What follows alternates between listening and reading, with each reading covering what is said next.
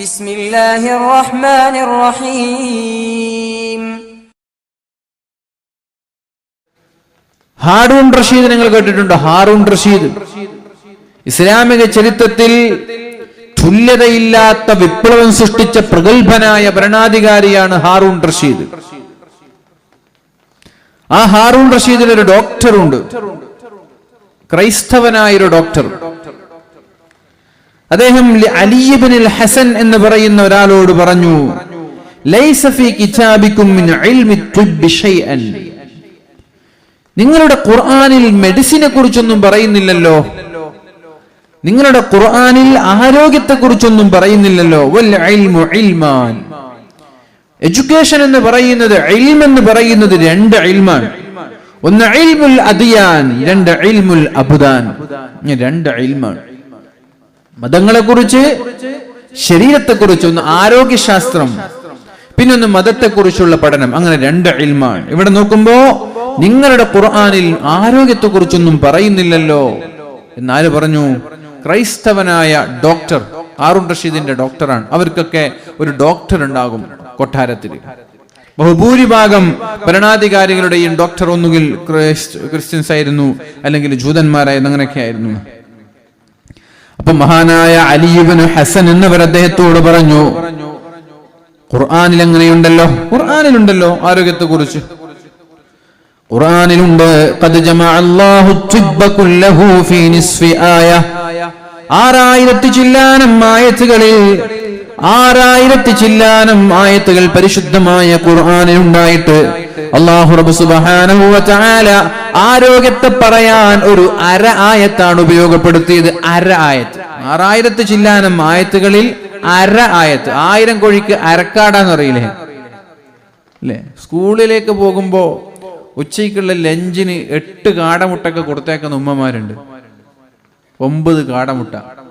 നമ്മളൊക്കെ പണ്ടേ കേട്ടു തുടങ്ങിയത് എന്താണ്? 1000 കോഴിക്ക് അരക്കാടാന്നാണ്. അപ്പൊ 9 കാടമുട്ടാകുമ്പോ എത്ര കോഴിമുട്ട തിന്നത് പോലെയാവും? നിങ്ങൾ ചിന്തിച്ചു നോക്കി. അതൊക്കെ നമുക്ക് വിഷയത്തിൽ ചർച്ച ചെയ്യേണ്ടതാ. പാരന്റ്സ് കൊടുത്തേക്കാണ് ടിഫിനിലെ സ്നാക്സിന് വേണ്ടിയിട്ട്. ചിലപ്പോൾ ലഞ്ചിനും ഇല്ല, ഒരു 11 മണിക്ക് ചെറിയൊരു ബ്രേക്ക് ഉണ്ട് സ്നാക്സ് കൊടുക്കാൻ വേണ്ടിയിട്ട്. അപ്പൊ കൊടുക്കാണ്ട് 9 കാടമുട്ട. ഇതൊക്കെ നിങ്ങൾ വിചാരിക്കും നിങ്ങളുടെ കുട്ടി ആരോഗ്യമുണ്ടാക്കി നല്ല ആരോഗ്യമുള്ള കുട്ടിയാക്കി മാറ്റും. അത് തെറ്റാണ്. നിങ്ങളുടെ കുട്ടി രോഗിയായി മാറും, നിങ്ങളുടെ കുട്ടി അസുഖബാധിതനായി മാറും. ഒരു 3 ഒക്കെ കൊടുക്കാം മാക്സിമം. പോയാൽ 9 പോകരുത്.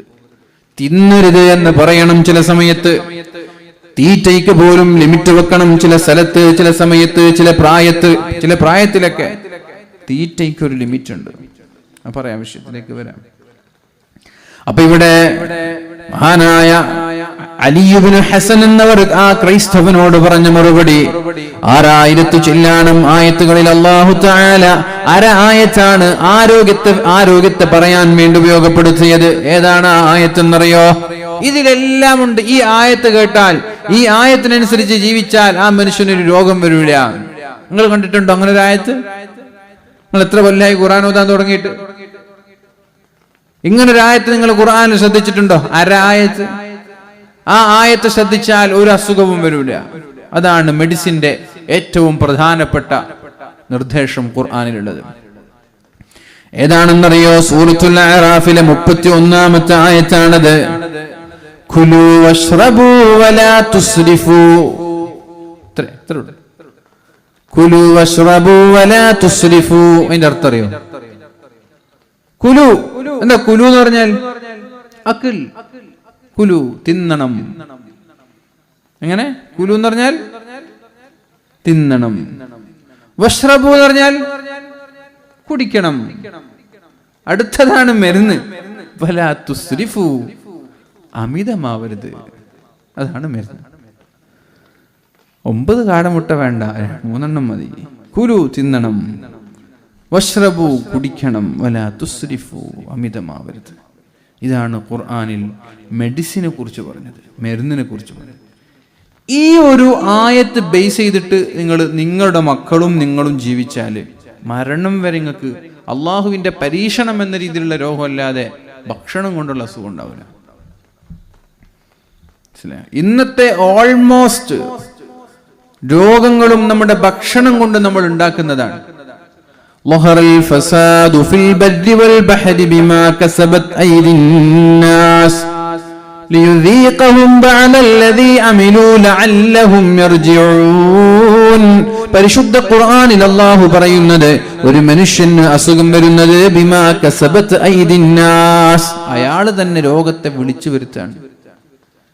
ഭൂമിയിലും കരയിലും കടലിലുമെല്ലാം സമുദ്രങ്ങളിലുമെല്ലാം പ്രശ്നങ്ങൾ ഉണ്ടാകുന്നത്, ഫസാദ് ഉണ്ടാകുന്നത്, ഫിത്നയുണ്ടാകുന്നത്, അസുഖങ്ങൾ ഉണ്ടാകുന്നത് ബിമാ കസബത് അയ്ദിന്നാസ്, അവൻ ചെയ്യുന്ന അവന്റെ പ്രവർത്തനം കാരണത്താലാണ്. എന്തിനാ ഈ അസുഖം കൊടുക്കുന്നത്? ലിയുദീഖഹും ബഅദല്ലദീ അമിലൂ, തിന്നാൻ പാടില്ലാത്തത് തിന്നപ്പോ അനുഭവിക്കാൻ വേണ്ടി. പരിധി വിട്ടതിന്റെ പേരിൽ നീ ചെയ്തത് നീ തന്നെ അനുഭവിക്കാൻ വേണ്ടി. എന്തിനാണ് ഈ അനുഭവിക്കുന്നത്? ലഅല്ലഹും യർജിഊൻ, നിനക്കൊരു പാഠമുണ്ടാവട്ടെ, ഒരു ഗുണപാഠം ഉണ്ടാവട്ടെ. ഞാൻ അങ്ങനെ മട്ടൻ ബിരിയാണി നിരന്തരമായി 5-6 മാസം കഴിച്ചത് കൊണ്ടാണ് എനിക്ക് ഫാറ്റി ലിവർ വന്നത്, അതുകൊണ്ട് ഞാൻ മട്ടൻ ബിരിയാണി കൺട്രോൾ ചെയ്യണം. ലഅല്ലഹും യർജിഊൻ, നിർത്താൻ വേണ്ടിയിട്ടാണ്. നിയന്ത്രിക്കാനില്ലാതെ ഷുഗർ ഞാൻ ഉപയോഗിച്ചു.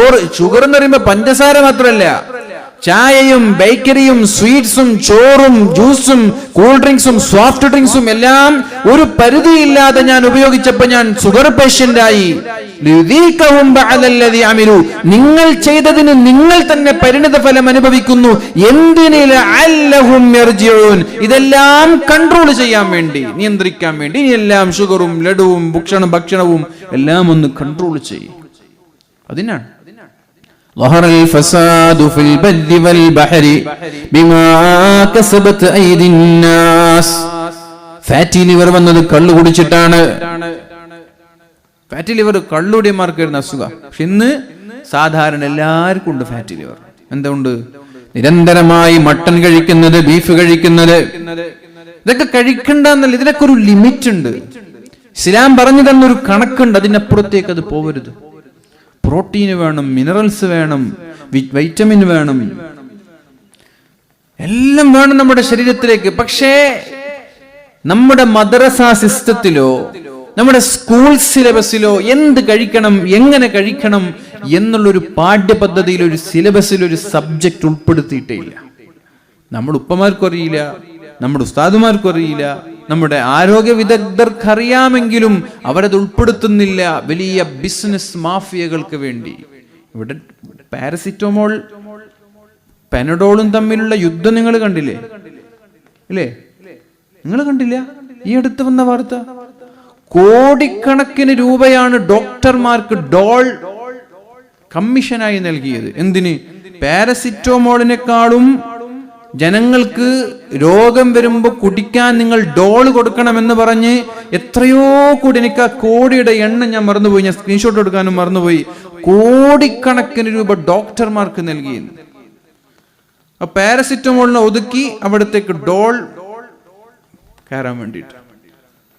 അപ്പൊ ഈ ഡോക്ടർമാര് പാരസിറ്റമോളിൽ ഗുണമുണ്ടെങ്കിലും, പാരസിറ്റമോൾ ഉണ്ട്, ഡോൾ ഉണ്ട്, ഏതാ സെലക്ട് ചെയ്യുക? ഡോക്ടറിന് 1 കോടി കിട്ടിയിട്ടുണ്ട്, നിങ്ങൾ ഡോൾ കൊടുക്കണം. ഡോക്ടർമാർ ഏതാ സെലക്ട് ചെയ്യുക? നിങ്ങളുടെ ആരോഗ്യമാണോ ഡോക്ടറിന്റെ പോക്കറ്റാണോ? ഏതാ ഡോക്ടർ സെലക്ട് ചെയ്യുക? ഡോക്ടറിന്റെ പോക്കറ്റ്. ഇതാണ് മെഡിസിൻ മാഫിയ എന്ന് പറയുന്നത്, ആരോഗ്യ മാഫിയ എന്ന് പറയുന്നത് ഇതാണ്. എല്ലായിടത്തും ഉണ്ട് മാഫിയ, എല്ലാ മേഖലയിലും ഉണ്ട് എന്ന് പറയുന്നില്ലേ? പ്രഭാഷണ മാഫിയ എന്ന് പറയില്ലേ? എല്ലായിടത്തും ഉണ്ട് മാഫിയകൾ. നമ്മളെ മാത്രം പറയേണ്ട, എല്ലായിടത്തും ഉണ്ട് മാഫിയകൾ എന്ന് പറയും. അപ്പൊ മെഡിസിൻ, ഈ അടുത്ത് ഒരു 2-3 ദിവസം മുമ്പ് വായിച്ച വാർത്തയാണ് ഞാനത്. ഡോൾ ജനങ്ങൾക്ക് പ്രചാരത്തിലെത്തിക്കാൻ വേണ്ടി കോടിക്കണക്കിന്, 1 കോടി ഒന്നല്ല, ലക്ഷം കോടിക്കണക്കിന് രൂപയാണ് ഡോക്ടർമാർക്ക് കമ്മീഷനായി നൽകിയത്. അതിന് പാരസിറ്റമോൾ എന്തിനു പോവാണ്? സമരത്തിന് പോവാ, കേസിന് പോവാ. അപ്പൊ അതുകൊണ്ട് ഞാൻ പറയുന്നത്, തിന്നണം, കുടിക്കണം, അത് ഇസ്ലാം പറയുന്നു. പക്ഷേ വലാ തുസ്രിഫു, അമിതമാവരുത്. അമിതമായാൽ അള്ളാഹു രോഗം തരും. നമ്മളൊക്കെ കേട്ട സംഭവമാണ്. പരിശുദ്ധ റസൂലുള്ളാഹി സ്വല്ലല്ലാഹു അലൈഹി വസല്ലമ തങ്ങളുടെ കാലത്ത് ഒരു ഡോക്ടർ വന്നു മദീനയിലേക്ക്. റോമിൽ നിന്ന് ഒരു ഡോക്ടറെ ഗിഫ്റ്റ് ആയിട്ട് നബി തങ്ങൾ കൊടുത്തു. നിങ്ങൾ ഇരുന്നോളൂ, നിങ്ങൾക്ക് നഷ്ടം വരില്ല, തിരക്കിട്ട് പോകണമെന്നില്ല. ഇരുന്നാൽ നിങ്ങൾക്ക് ഒരിക്കലും ഇഷ്ടം വരില്ല. അങ്ങനെയുള്ള വിഷയമാണ്. ഒരു ഡോക്ടറെ നബി സല്ലല്ലാഹു അലൈഹി വസല്ലമ തങ്ങൾക്ക് ഗിഫ്റ്റ് ആയിട്ട് കൊടുത്തു.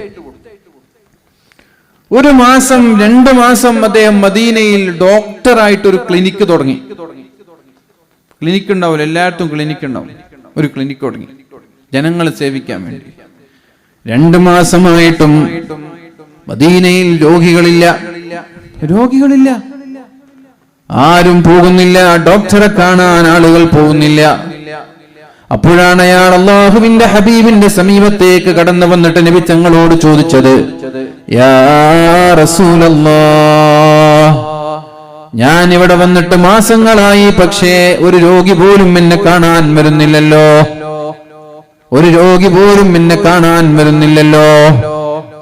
അപ്പോഴാണ് അല്ലാഹുവിന്റെ ഹബീബായ നബി തങ്ങൾ പറയുന്നത്, ഞങ്ങളുടെ നാട്ടിൽ രോഗമുണ്ടാവൂല, ഞങ്ങളുടെ നാട്ടിൽ രോഗികൾ ഉണ്ടാവൂല. എന്താണ് കാരണമെന്നറിയോ? ഇന്നാ നഅകുലു, ഞങ്ങൾ തിന്നുന്നത് വിശക്കുമ്പോഴാണ്. വിശക്കാതെ ഞങ്ങൾ ആരും തിന്നാറില്ല. നമ്മളെപ്പോൾ ഒരു സ്കെഡ്യൂളില്ല. രാവിലെ ആയാൽ സുബഹിക്ക് എണീറ്റ ഉടനെ ഒരു ബിസ്ക്കറ്റും ചായയും, അല്ലെ? അങ്ങോട്ട് എന്താ ചായ? രാവിലത്തെ ചായക്ക് എന്താ കുടിക്കുക? ബിസ്ക്കറ്റോ ഉണ്ടോ? ബിസ്ക്കറ്റ് ഇല്ലേ? സ്നാക്സ് ഇല്ലേ? രാവിലെയായാൽ ഒരു ബിസ്ക്കറ്റും ചായയും, ബെഡ് കോഫി. അത് കഴിഞ്ഞാൽ ബ്രേക്ക്ഫാസ്റ്റ്. അത് കഴിഞ്ഞൊരു 11 മണിയാകുമ്പോൾ ഒരു ചായ അല്ലെങ്കിൽ ജ്യൂസുകൾ. ഉച്ചയാകുമ്പോൾ ലഞ്ച്. വൈകുന്നേരമായാൽ പലഹാരങ്ങളും ചായയും. രാത്രിയായാൽ ഡിന്നർ. ഇതിനിടയിൽ വേറെയും ഒരുപാട് ഭക്ഷണങ്ങൾ. ഇങ്ങനെ ഒരു ഭക്ഷണത്തിന്റെ സ്കെഡ്യൂൾ ഞങ്ങളുടെ ജീവിതത്തിലില്ല. വിശന്നാലേ ഞങ്ങൾ കഴിക്കാറുള്ളൂ. നിങ്ങളെ സിസ്റ്റം അങ്ങനെ വീട്ടില് രാവിലെ ബ്രേക്ക്ഫാസ്റ്റ് ഉണ്ടല്ലോ? ഉണ്ട്. ആ ബ്രേക്ക്ഫാസ്റ്റ് കഴിച്ച് മൂക്കറ്റം വരെ തിന്നാലും ഉച്ചയ്ക്ക് ഇന്ന് ലഞ്ച് വേണ്ട എന്ന് പറഞ്ഞ് എപ്പോഴെങ്കിലും ലഞ്ച് ഒഴിവാക്കിയിട്ടുണ്ടോ? ഇല്ല. ലഞ്ചും കഴിച്ചു മൂക്കറ്റം വരെ എത്തി. വൈകുന്നേരത്തെ ചായ വേണ്ട, ഇന്ന് ചായം കടിയൊന്നും വേണ്ട എന്നെപ്പോഴെങ്കിലും പറഞ്ഞിട്ടുണ്ടോ? ഇല്ല. രാത്രിയത്തെ ഡിന്നറോ? അതുമില്ല. ഈ 3 നിർബന്ധമാണ്. ഈ 3 നമ്മുടെ നാട്ടിൽ നിർബന്ധമാണ്. അതുകൊണ്ട് പ്രിയപ്പെട്ടവരെ, ഞാൻ പറയുന്നത്, നബി തങ്ങൾ പറഞ്ഞു, ഞങ്ങൾ വിശക്കുമ്പോഴാണ് തിന്നുന്നത്. അതേ ഒരു സിസ്റ്റത്തിലേക്ക് നമ്മളും മാറണം. വിശക്കുമ്പോ തിന്നണം. വിശക്കാൻ പാടില്ല. വേറെ വിശന്ന് കുറെ സമയം ഇരിക്കാൻ പാടില്ല. വിശക്കുമ്പോ എന്തെങ്കിലും ഒന്ന് തിന്നണം. ചെറിയൊരു സാധനം, മൂക്കറ്റം വരെ തിന്നാനല്ല, ചെറിയൊരു സാധനം. വിശക്കുന്ന സമയത്ത് ഒരു ചെറിയൊരു ബ്രെഡോ അല്ലെങ്കിൽ ഒരു ബിസ്ക്കറ്റോ അല്ലെങ്കിൽ ചെറിയൊരു അപ്പത്തിന്റെ കഷ്ണം എന്തെങ്കിലും തിന്നാം. പക്ഷേ അങ്ങനെ തിന്നാൽ വയറ് നിറയെ ഞങ്ങൾ തിന്നാറില്ല.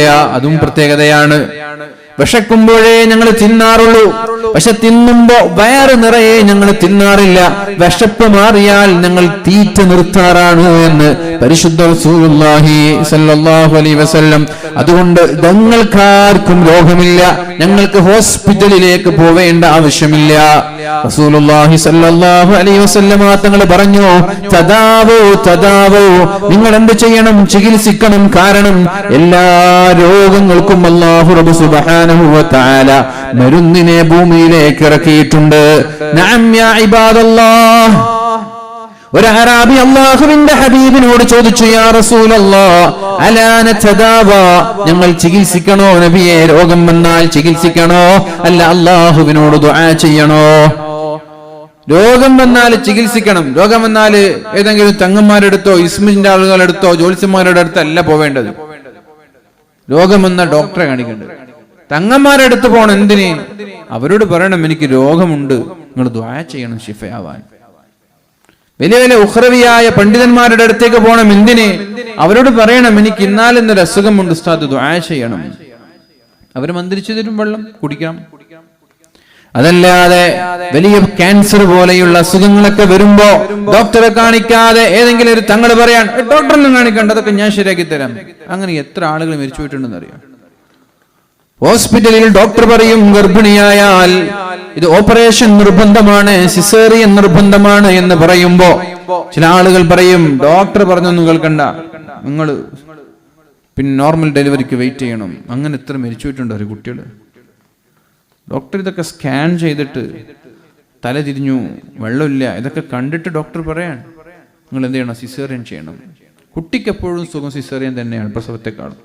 പക്ഷെ ഉമ്മക്കാണ് സിസേറിയൻ പ്രശ്നം. കുട്ടിക്ക് സുഖമാണ്, കുട്ടിക്ക് പ്രസവിക്കാൻ തന്നെ റിസ്ക്കാ. പക്ഷെ കുട്ടിക്ക് വേറെ കീറി എടുക്കുമ്പോൾ ഒരു റിസ്ക്കും ഇല്ല, സുഖമായിട്ട് പുറത്തുവരാം കുട്ടിക്ക്. കുട്ടിയുടെ സേഫ്റ്റിക്ക് എപ്പോഴും ബെസ്റ്റ് സിസേറിയനാണ്. പക്ഷെ ഉമ്മാനെ സംബന്ധിച്ചിടത്തോളം സിസേറിയൻ റിസ്ക്കാണ്. ഭാവിയിൽ നടുവേദന, അതുപോലെ സ്റ്റിച്ച് ഉണങ്ങുക, അങ്ങനെയൊക്കെ കുറേ പ്രയാസങ്ങളുണ്ടാവും. അതുകൊണ്ട് നോർമൽ ഡെലിവറി തന്നെയാണ് പ്രസവത്തിന്റെ മാന്യമായ രീതി. പക്ഷേ ചില സന്ദർഭങ്ങളിൽ ഡോക്ടർമാർ പ്രതിസന്ധി ഘട്ടങ്ങളിൽ പറയും സിസേറിയൻ ചെയ്യേണ്ടി വരും. ചൂഷണം ചെയ്യുന്നവരുണ്ട്, ഇവിടെ ചൂഷണം ഇല്ല ഞാൻ പറയുന്നില്ല. ചില സന്ദർഭങ്ങളിൽ പറയുമ്പോൾ ഒരു അടുത്ത ഡോക്ടറെ കൂടി കാണിച്ചു നോക്കുക. അപ്പോൾ ആ ഡോക്ടർ പറയും ശമ്പം ഇങ്ങനെയാണ്, 2-3 സ്കാനിങ് കുറച്ച് പൈസ ചിലവായാലും 2-3 സ്ഥലത്ത് സ്കാനിങ് ചെയ്ത് നോക്കുക. ചില ഡോക്ടർ പറയും കുഴപ്പമുണ്ട്, ചില ഡോക്ടർ പറയും കുഴപ്പമില്ല. അപ്പോൾ ഡോക്ടർ ഏതെങ്കിലും ധൈര്യമുള്ള ഡോക്ടർമാരുണ്ടാവും. എൻ്റെ ഒരു ആദ്യത്തെ പ്രസവത്തിൽ 7-ാം മാസത്തിൽ ഡോക്ടർ പറഞ്ഞു വെള്ളം കുറവാണ്, നിങ്ങൾ മംഗലാപുരത്ത് കൊണ്ടുപോകണമെന്ന് പറഞ്ഞു. അപ്പോൾ ഞാൻ അടുത്തൊരു ഡോക്ടറെ കാണിച്ചു. ആ ഡോക്ടർ പറഞ്ഞു കുഴപ്പമില്ല, ഞങ്ങൾ ഇവിടെ നിന്നോടെന്ന് പറഞ്ഞു. സുഖമായിട്ട് പ്രസവിച്ചു. ഈ പെണ്ണുങ്ങൾ ഈ ഡോക്ടർ പറഞ്ഞ പോലെ മംഗലാപുരത്ത് കൊണ്ടിരുന്നെങ്കിലോ, ഒന്നുമില്ലെങ്കിൽ 2 മാസം കുട്ടിയെ മറ്റേ എന്താ പറയുക, ഹീറ്ററിൽ വെക്കൂല, എന്തതിന് പറയാം, ആ ഒരു സാധനം ചൂടിൽ വെക്കുന്ന സാധനം, ഇൻക്യുബേഷൻ, ആ സാധനത്തിൽ വെക്കേണ്ടി വരും. അപ്പൊ അതുകൊണ്ട് ചില സന്ദർഭങ്ങളിൽ തങ്ങന്മാരും അള്ളാഹുവിന്റെ ഔലിയാക്കളും ഉഖ്റവിയായ ആലിമീങ്ങളും ഇവരോടൊക്കെ ദുആ ചെയ്യാൻ ആവശ്യപ്പെടണം. അവരുടെ പ്രാർത്ഥനയുടെ ഫലം കൊണ്ട് അത്ഭുതമുണ്ടാകും. അതല്ലാതെ നമ്മൾക്ക് അത്രത്തോളം വിശ്വാസമുള്ളൊരു വലിയാണ്, അതും കൂടി നോക്കണേ, അത്രത്തോളം വിശ്വാസമുള്ള, ജീവിതത്തിൽ സൂക്ഷ്മത പാലിച്ച്, ആരെങ്കിലും എന്തെങ്കിലും പറഞ്ഞു എന്നല്ല, ജീവിതത്തിൽ സൂക്ഷ്മത പാലിച്ച് ജീവിക്കുന്ന, പറയുന്നതൊക്കെ സത്യമായി പുലരുന്ന ഏതെങ്കിലും അത്രത്തോളം വിശ്വാസമുള്ള ഒരാളിനോട് പറഞ്ഞു അത് ശരിയായിക്കോളും പോണമെന്നില്ല, അങ്ങനെ പറഞ്ഞാൽ കുഴപ്പമില്ല. പക്ഷേ വെറുതെ അങ്ങ് പറയും. അങ്ങനെ 10 പറയുമ്പോൾ 9 ആൾ മരിക്കും, ഒരാൾ ശരിയാകും. ആ ഒരു ശരിയാണ് 9 തെറ്റുകളെക്കാളും കൂടുതൽ ലോകത്ത് ഇങ്ങനെ പ്രചരിക്കപ്പെടുന്നത്. മനസ്സിലായോ? ഇപ്പൊ ഒരു തങ്ങൾ പറയാൻ, അല്ലെങ്കിൽ ഏതെങ്കിലും ഒരു ഉസ്താദ് പറയാൻ, അത് നിങ്ങൾ വെയിറ്റ് ചെയ്യണം, നോർമൽ ഡെലിവറി ആവും എന്ന് പറഞ്ഞു. അങ്ങനെ അയാളോട് വന്ന 10 ആളോട് അയാൾ തന്നെ പറയാ, 10-ൽ 9 ആൾ മരിച്ചു കുട്ടി, അല്ലെങ്കിൽ എന്തെങ്കിലും അസുഖം ഉണ്ടായി, പ്രയാസം ഉണ്ടായി, ഒരാൾ രക്ഷപ്പെട്ടു. അപ്പൊ ഈ ഒരാൾ രക്ഷപ്പെട്ടതാണ് നാട്ടിൽ പാട്ടാവുക, ഈ 9 മരിച്ചതും പിന്നെ നാട്ടിൽ പാട്ടുണ്ടാവില്ല. അതുകൊണ്ട് പ്രിയപ്പെട്ടവരെ, പരിശുദ്ധ റസൂലുള്ളാഹി സ്വല്ലല്ലാഹു അലൈഹി വസല്ലമ തങ്ങളോട് ഒരു അറാബി ചോദിച്ചു, അലാന തദാവാ, നബിയെ ഞങ്ങൾ ചികിത്സിക്കണോ നബിയെ, ഡോക്ടറെ കാണണോ നബിയെ, ട്രീറ്റ്മെന്റ് എടുക്കണോ? നബി തങ്ങൾ പറഞ്ഞു, നഅം യാ ഇബാദല്ലാഹ്, അല്ലാഹുവിന്റെ അടിമകളെ നിങ്ങൾ ചികിത്സിക്കണം.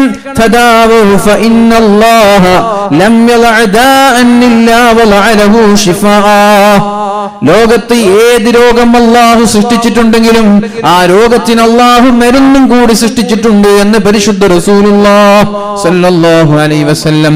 ഇല്ലാ ദാഅൻ വാഹിദ, ഒരൊറ്റ ഒരു അസുഖം മാത്രമാണ് മരുന്നില്ലാതെ അല്ലാഹു ഭൂമിയിൽ സൃഷ്ടിച്ചിട്ടുള്ളത്. ആ രോഗത്തിന് മരുന്നില്ല. ഏതാണ് ആ രോഗമെന്നറിയോ? അൽ ഹറം, വൃദ്ധനാവുക. വൃദ്ധനായ മനുഷ്യന് മരുന്ന് കുടിച്ചിട്ട് യൗവനത്തിലേക്ക് പോകാൻ പറ്റോ? താടിയൊക്കെ കറുപ്പിച്ചിട്ട് കുറച്ചു കാലമൊക്കെ ചുള്ളനായിട്ട് നടക്കാം. ചുള്ളനാവെന്ന് പറഞ്ഞാൽ കാണുമ്പോൾ ഈ ചുള്ളനുണ്ടാവൂ, താടിയൊക്കെ കറുപ്പിച്ചാല്. നടക്കാൻ പഴയ 60 വയസ്സായ ഒരാൾക്ക് എത്രത്തോളം നടക്കാൻ കഴിയും നമ്മൾക്കറിയാലോ, അല്ലേ? 70 വയസ്സായ ഒരു മനുഷ്യന് എത്രത്തോളം നടക്കാൻ, അയാളുടെ ശരീരം പുറത്ത് കാണുമ്പോൾ ചുള്ളനായിരിക്കും, പക്ഷെ നടക്കാനിരിക്കാനൊക്കെ നല്ല പ്രയാസം ഉണ്ടാവും. അതുകൊണ്ട് മരുന്ന് കുടിച്ചാലൊന്നും എന്ത് കിട്ടില്ല, യൗവനം കിട്ടൂല. വാർദ്ധക്യമല്ലാത്ത എല്ലാ അസുഖങ്ങൾക്കും അല്ലാഹു മരുന്ന് തന്നിട്ടുണ്ട്. അതുകൊണ്ട് നിങ്ങൾ ചികിത്സിക്കണമെന്ന് പഠിപ്പിച്ച മതമാണ് പരിശുദ്ധ ഇസ്ലാം. ആ ഇസ്ലാമിലെ അല്ലാഹുവിന്റെ ഹബീബായ റസൂലുള്ളാഹി സ്വല്ലല്ലാഹു അലൈഹി വസല്ലമ തങ്ങളാ പറയുന്നത്, നിങ്ങൾ എന്ത് ചെയ്യണം? ഭക്ഷണം തിന്നണം, കുടിക്കണം, പക്ഷേ അമിതമായി ഉപയോഗിക്കാൻ പാടില്ല. അമിതമായാൽ അസുഖങ്ങൾക്ക് കാരണമാകുമെന്നാണ് പരിശുദ്ധ റസൂൽ സ്വല്ലല്ലാഹു അലൈഹി വസല്ലമ തങ്ങൾ പഠിപ്പിച്ചത്. അദ്ദേഹം പറഞ്ഞു, ഓക്കെ, ഖുർആനിലുണ്ട്, എന്നാൽ നിങ്ങളുടെ പ്രവാചകൻ എന്തെങ്കിലും പറഞ്ഞിട്ടുണ്ടോ ആരോഗ്യത്തെ കുറിച്ച്? ഖുർആനിലൊക്കെ 6000 ചില്ലാനം ആയത്തിൽ അര ആയത്ത് മെഡിസിനെ കുറിച്ച് പറഞ്ഞിട്ടുണ്ട്. എന്നാൽ നിങ്ങളുടെ പ്രവാചകൻ തുബ്ബിനെ കുറിച്ച്, വൈദ്യശാസ്ത്രത്തെ കുറിച്ച് എന്തെങ്കിലും പറഞ്ഞിട്ടുണ്ടോ? അപ്പോഴാണ് മഹാനായ അലി ഇബ്നു ഹസൻ എന്നവർ പറയുന്നത്, ജമഅ റസൂലുള്ളാഹി സ്വല്ലല്ലാഹു അലൈഹി വസല്ലം അത്തിബ്ബ ഫീ അൽഫാദിൻ യസീറ, ചെറിയ ഒരു പദമേ നബി തങ്ങൾ ഉപയോഗിച്ചിട്ടുള്ളൂ ആരോഗ്യത്തെ കുറിച്ച്. എന്താണെന്നറിയോ? മാഹിയ, ഏതാണത്?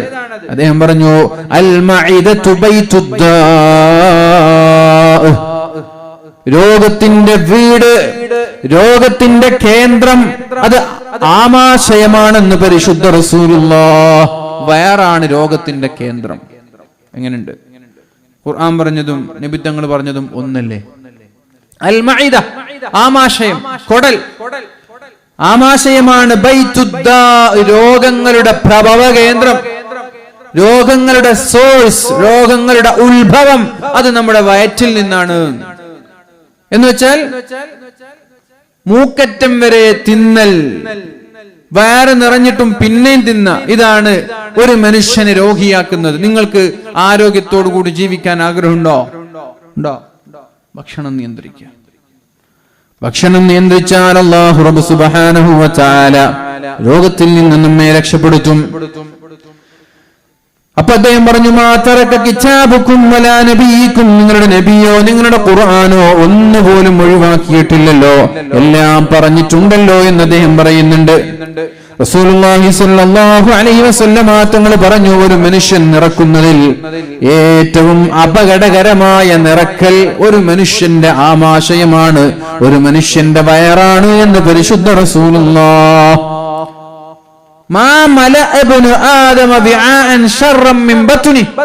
ഒരു മനുഷ്യൻ ഏറ്റവും മോശമായി നിറക്കുന്ന സാധനം വയറാണ്. നിങ്ങളുടെ അലമാരയിൽ എന്ത് നിറച്ചു, നിങ്ങളുടെ അക്കൗണ്ടിൽ എന്ത് നിറച്ചു, നിങ്ങളുടെ വീട്ടിലുള്ള പാത്രങ്ങൾ നിറച്ചു, അതൊന്നും കുഴപ്പമില്ല. നിറക്കുന്നതിൽ ഡേഞ്ചറസ്, അപകടകരമായ പാത്രം, നിറഞ്ഞാൽ അപകടമാകുന്നത്, നിറകടം തുളുമ്പൂലെന്നല്ലേ, നിറഞ്ഞാൽ അപകടമാവുന്ന പാത്രം അത് മനുഷ്യന്റെ വയറാണ്. നിറഞ്ഞാൽ അപകടം മനുഷ്യന്റെ വയറ്. നിറഞ്ഞില്ലെങ്കിൽ അവൻ എന്തുണ്ടാകും? ആരോഗ്യം ഉണ്ടാകും. നിറഞ്ഞാൽ അത് അവന് അപകടമാണ്. ശ്രദ്ധിക്കുക. അതുകൊണ്ട് മക്കൾക്ക് 9 കാടമുട്ട കൊടുക്കണ്ട, 1 കാടമുട്ട, 2 കാടമുട്ട, അത്ര മതി. മക്കൾ തിന്നലല്ല മക്കളുടെ ആരോഗ്യത്തിന്റെ രഹസ്യം, തീറ്റ കുറക്കലാണ് ആരോഗ്യത്തിന്റെ രഹസ്യം. ഉമ്മമാർക്ക് എത്ര തിന്നാലും മതിയാവൂല. എൻ്റെ ഉമ്മക്ക് എന്നെ എപ്പോഴും കുറ്റം പറയും, തിന്നില്ലെങ്കിലും ഉണങ്ങിപ്പോന്നൊക്കെ പറയും. മനസ്സിലായോ?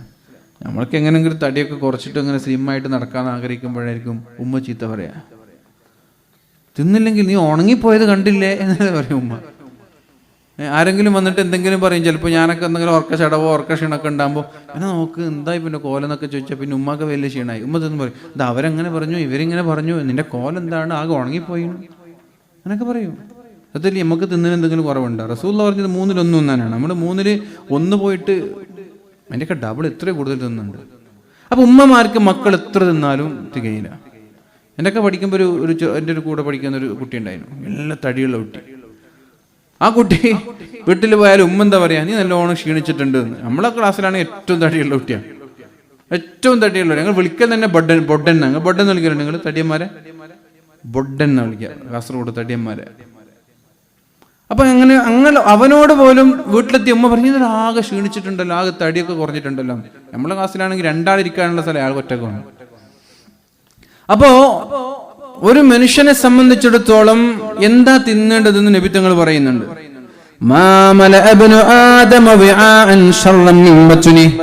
നിറഞ്ഞാൽ വേറിനെ പോലെ അപകടമുള്ള മറ്റൊരു പാത്രമില്ല. നിറഞ്ഞില്ലെങ്കിൽ വേറെ ഓക്കെ, നിറഞ്ഞില്ലെങ്കിൽ നിങ്ങളൊക്കെ ഓക്കെ. നിറഞ്ഞാൽ ഇത് അപകടകരമാണ്. അതുകൊണ്ട് വേറെ നിറക്കരുത്.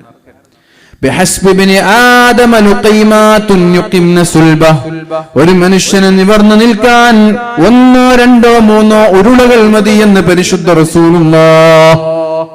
ഒരു മനുഷ്യന് ജീവിക്കാൻ നട്ടല് നിവർന്നു നിൽക്കൂലേ? ഇപ്പൊ ചില യാചകന്മാരൊക്കെ കാണും, നിങ്ങൾ ഇങ്ങനെ ഒരു ചെറിയൊരു ബെൻഡ് ഉണ്ടാവും ഇവിടെ പുറത്ത്. അതെന്തുകൊണ്ടാ? പട്ടിണി കിടന്നിട്ടാണ് ചിലപ്പോ ബെൻഡ് വരുന്നത്. ഖൈബർ യുദ്ധം നടക്കുമ്പോ നബി തങ്ങളുടെ അടുത്തേക്ക് സ്വഹാബാക്കൾ വന്നിട്ട് കുപ്പായം പൊന്തിച്ചിട്ട് വേറ്റത്തേക്ക് കല്ല് വെച്ച് കെട്ടിയത് കാണിച്ചു കൊടുത്തു. നിങ്ങൾക്കൊക്കെ അറിയാലോ അത് അല്ലേ? അതെന്തിനായിരിക്കും ആ കല്ല് വെച്ച് കെട്ടിയത്? ആ കല്ല് എന്തിനായിരിക്കും വേറ്റത്ത് കെട്ടിവെച്ചത്? എന്തിന്? അവിടെ കല്ല് വെച്ചില്ലെങ്കിൽ ബെൻഡ് വരും. ഒരു മനുഷ്യന് തിന്നില്ല, പട്ടിണി കിടന്ന് ഭക്ഷണം കഴിക്കാനൊന്നുമില്ലെങ്കിൽ സ്വാഭാവികമായിട്ട് ഇങ്ങനെയുള്ള മനുഷ്യന് ഇങ്ങനെ ബെൻഡായിട്ട് വരും. അപ്പൊ ഈ നട്ടല് നിവർന്ന് നിൽക്കാൻ വേണ്ടി ഇവർ കല്ല് വെച്ചിട്ട് ബെൻഡില്ലാതിരിക്കാൻ വേണ്ടി ടൈറ്റാക്കി കുത്ത നിർത്തി.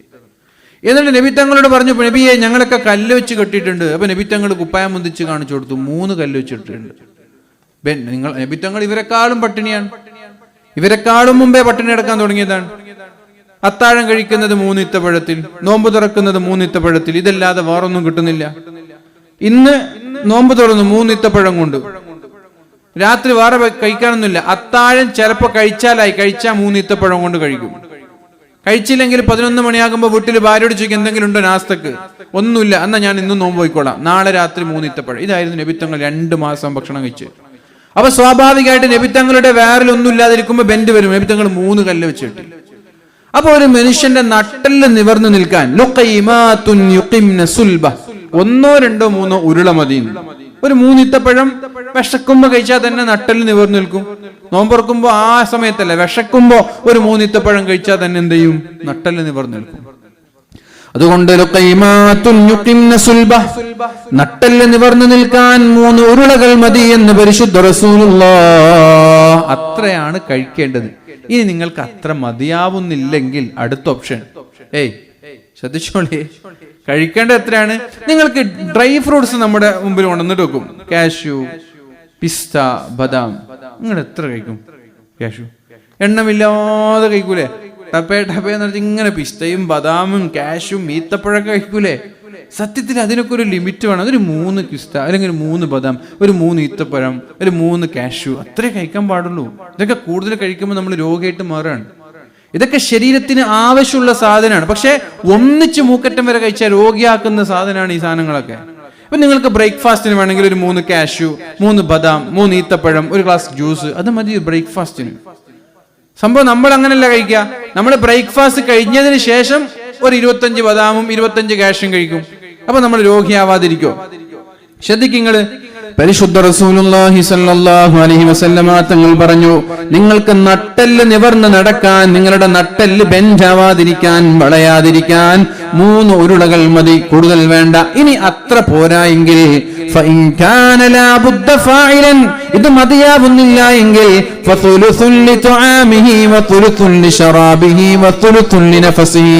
മൂന്നിലൊരു ഭാഗം ഭക്ഷണത്തിന് വേണ്ടി ചെലവാക്കണം, 1/3 ഭാഗം വെള്ളത്തിന് വേണ്ടി ചെലവാക്കണം, 1/3 ഭാഗം ശ്വസിക്കാൻ വേണ്ടി നിങ്ങൾ വിട്ടുകൊടുക്കണമെന്ന് പരിശുദ്ധ റസൂലുള്ളാഹി സ്വല്ലല്ലാഹു അലൈഹി വസല്ലം. അപ്പൊ 1/3 എന്ന് പറയുമ്പോ കണക്ക് വേണ്ടേ? എത്രയുടെ 1/3 എന്നുള്ള കണക്ക് വേണ്ടേ? എത്രയായിരിക്കും? അപ്പോഴാണ് ഒരു മനുഷ്യന്റെ ആമാശയത്തിന്റെ വലുപ്പം എത്രയാണ് എന്ന് നമ്മൾ പഠിക്കേണ്ടത്.